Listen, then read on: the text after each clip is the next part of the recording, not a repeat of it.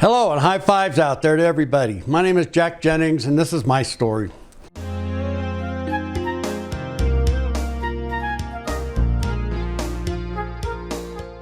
I had to make some sort of a deal, hopefully. What would any or all of you do if someone offered you 170 major appliances? Hi folks, thank you for joining me here in part 5 here of my story. I wanted to mention back in part 4, that the neighbor to neighbor people, I'd love to give them a shout out right now. Some of the best places in the whole country as far as in Fort Collins. Just great people to try to help others. And I mentioned to them at the time that I was salvaging, and then they said that they had a few non-working appliances that needed hauled off if I wanted them. And I did, I got them, plus other salvage in the neighborhood at that time for a little while. I kept a kind of a steady flow of monies just through the end of March and through the first week of April. And in the first week of April, I received a call from neighbor to neighbor, and they said, they wanted to know if I'd be interested in a few appliances. And I said, sure, that's no problem. I'd pick a few of them up, I don't care. And they said, okay, we'll send you a plan where and when to pick them up. And I said, okay. So I received an email from them, and I saw this plan, and I started saying, can this be true? I mean, what? Thank you, Jesus, over and over and over, because this is a math alert again. You'll love me for that, I'm sure.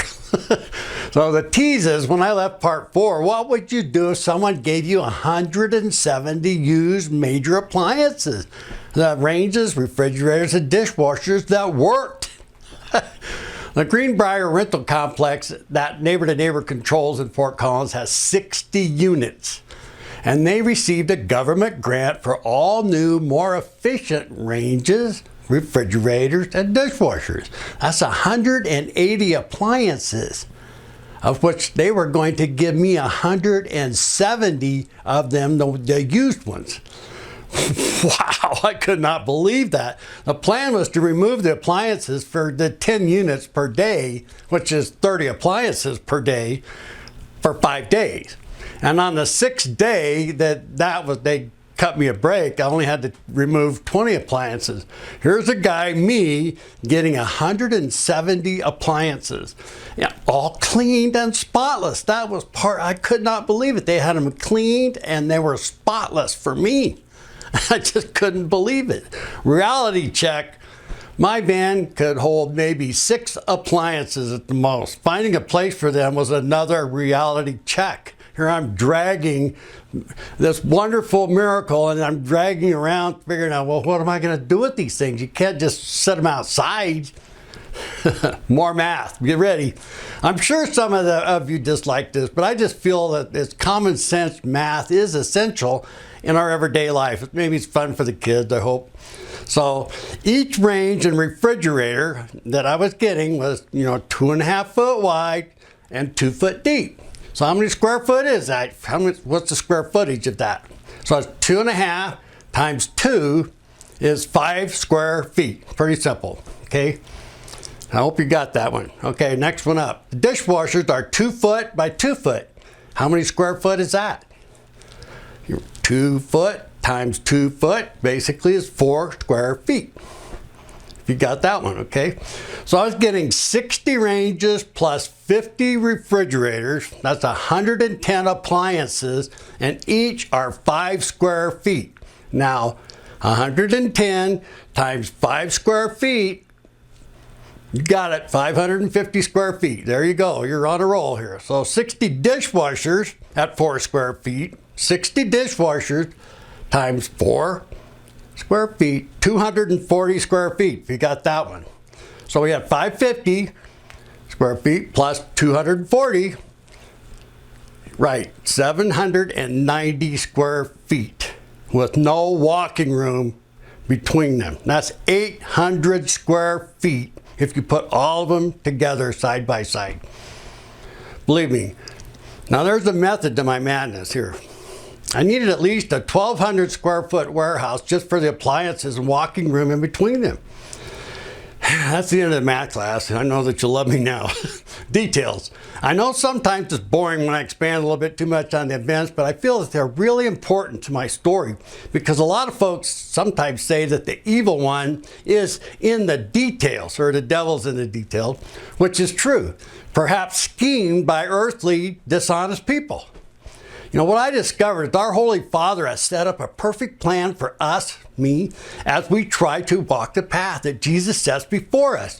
A plan was unfolding in our past the entire time as we move into the future. That was the real details. Now, these are the next things that happened. This is a full, in motion, rolling plan from my Holy Father. Because I was back at my little warehouse, that little 10 by 15 warehouse, you know, right then. I mean, there was plumb full. I couldn't put one dishwasher in there. You know, where can I put these appliances again? You know, I did not have thousands of dollars to rent a building. I didn't know what I was going to do. So all of a sudden, you know, I'm just sitting there basically with my hand, you know, my head in my hands, just trying to, praying away for something to happen. All of a sudden across the street, in a good-sized warehouse, I hear all kinds of commotion. This man's throwing pieces of steel, banging and clanging. U-channel is this stuff right here. It's just U-channel. And he was yelling, not cussing, but he was having a really bad moment. I could tell my heart felt out for him. So what I did is I went over to ask him. I said, "Are you okay?" And he said, "No, these marijuana growers just left everything a mess as the city of Fort Collins voted them out, and they were evicted by the sheriff's department." So he started showing me the warehouse.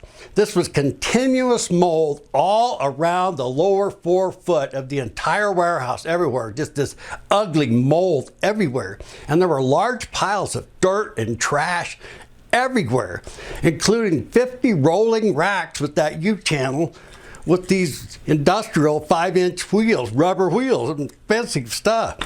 And all the utilities were turned off by the city. No lights, no power. The sheriff's department had a big bright red evidence dumpster there. It's that evidence you weren't even supposed to get near it. That's another story. Where they put all the removed plants but left the building in a horrible disarray when they just awful. He said to me, "I don't have time to deal with this right now." He had hired a couple of guys to take care of it and clean it up. They didn't work out. Matter of fact, he fired them and just told them, "Get out of here. I don't want you around here anymore." That's the end of part 5. So a light comes on in my head. What happens next? Tune in for the story. Part 6. Thanks. Thank you so much. See you at part 6.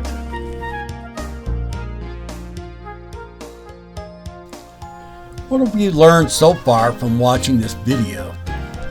Number 1, details. God's love for us is the details. Number 2, God laid out His plans for us even before we were born.